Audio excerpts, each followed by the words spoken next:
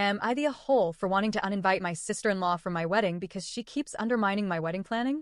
Sorry, even after removing some stuff, this turned out to be really long. Throwaways, so hopefully Kayla doesn't find this. My fiancé, Nate, 27M, and I, 26F, have been together for almost 3 years. He proposed to me about 6 months ago, and shortly after, we found out I was pregnant. We are planning on having our wedding in the spring of next year. Nate has a twin sister, 27F, who we will call Kayla. Nate and I announced our engagement and my pregnancy at the same time.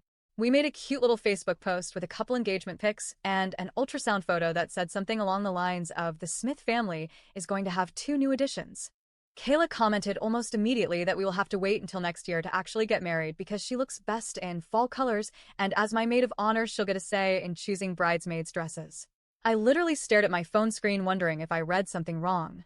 I showed the comment to Nate and asked him why she thought she would be my maid of honor. He had no clue.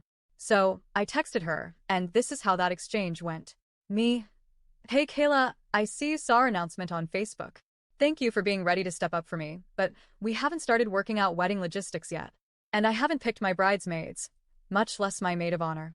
Once we have more details of the wedding worked out, we will let you know. Kayla: Well, you don't have to choose a maid of honor anymore. I'm your maid of honor. Me: I don't understand. I never asked you to be. Kayla: You don't have to ask. That's what makes me such a good sister. Me: I'm sorry, you're not my maid of honor. Kayla: We'll see about that. I showed these messages to Nate, who said he would deal with it.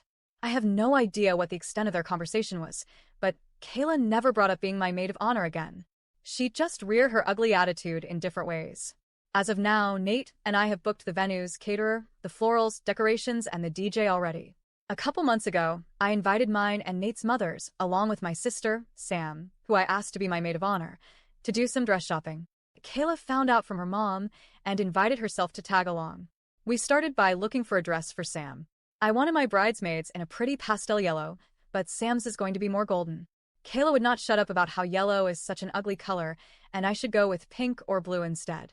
She even grabbed a bunch of pink and blue dresses to try on herself. I tried my best to ignore her while her mother entertained her bizarre ideas. Sam and my mother were making constant comments about how it's my wedding and if Kayla isn't going to be helpful, she should just leave.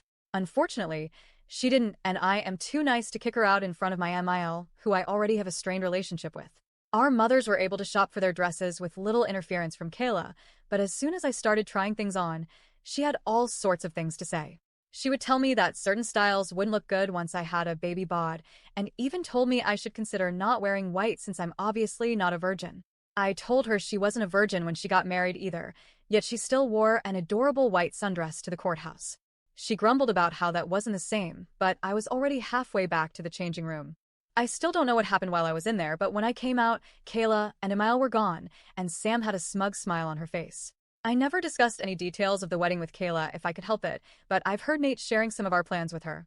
He told her we were planning on a buffet-style meal because we have a lot of dietary restrictions in our families, and that was the cheapest way to accommodate everybody, literally like a few $1,000 difference, and she told him he deserved someone who wouldn't go cheap on his wedding, even though the buffet was his idea. He told her about our venue choices. He picked the reception venue. I picked the ceremony venue, which is the same place my parents got married. My father passed away, and since he cannot walk me down the aisle, I always wanted to get married in the same place he married my mom to sort of feel like he was there with us. She told Nate that my venue choice was tacky, and people would make fun of us. When he mentioned he wanted a DJ, she made a comment about how she knew I wasn't classy enough to want a live band. Each and every time she would make comments like this, Nate would tell her that they were his ideas, but not call her out for how she spoke about me, which I do feel a little hurt by. I've expressed this to him, and he told me that he would try to do better about calling her out, but she's just always been this way. I told him that's no excuse for her to be disrespectful and stick her nose into business that doesn't concern her. He hesitantly agreed. On Friday, I got an email from the venue for our ceremony, confirming our cancellation and asking if we needed to reschedule. Shortly after that, I got a voicemail from our caterer explaining that my new wedding planner had just called, but the line had dropped and was wondering if I could pass along her phone number so they could finish going over changes to the menu. I immediately emailed the venue back, saying that no, we're not canceling or rescheduling. Please keep our original date on the books. I called the caterer, who explained that a woman had called and said she was my new wedding planner. She had said that I wanted to make some changes to the contract, namely switching from a buffet style to plated meals. I told him that this was not the case. I do not have a wedding planner, and please do not make any changes unless contacted by me or Nate directly with the contact information we have on file. The caterer suggested putting a password on file. Also, he said he wouldn't make any changes unless the person requesting them knew the password. I called both venues and all of our other vendors to put in place the same types of precautions. They all gave their sympathies for me having to deal with this. When Nate got home from work, I confronted him about it. I told him someone tried to cancel my venue and change our catering. I told him the only person it could be is Kayla. He tried to deny and say that she wouldn't do it, but I reminded him of how she's undermined and insulted me during every step of this engagement. I told him I wanted her uninvited. I will give someone who has already done so much to make this wedding stressful the opportunity to do something like show up in white. He fought me on this, but I basically told him that I felt disrespected by him over how he is allowing Kayla to treat me. I'm his partner and the mother of his child. My feelings and comfort should be more important to him than his sister's childish antics. We met with her for lunch earlier today, and once we got dessert, he asked her if she was trying to make changes to our wedding plans.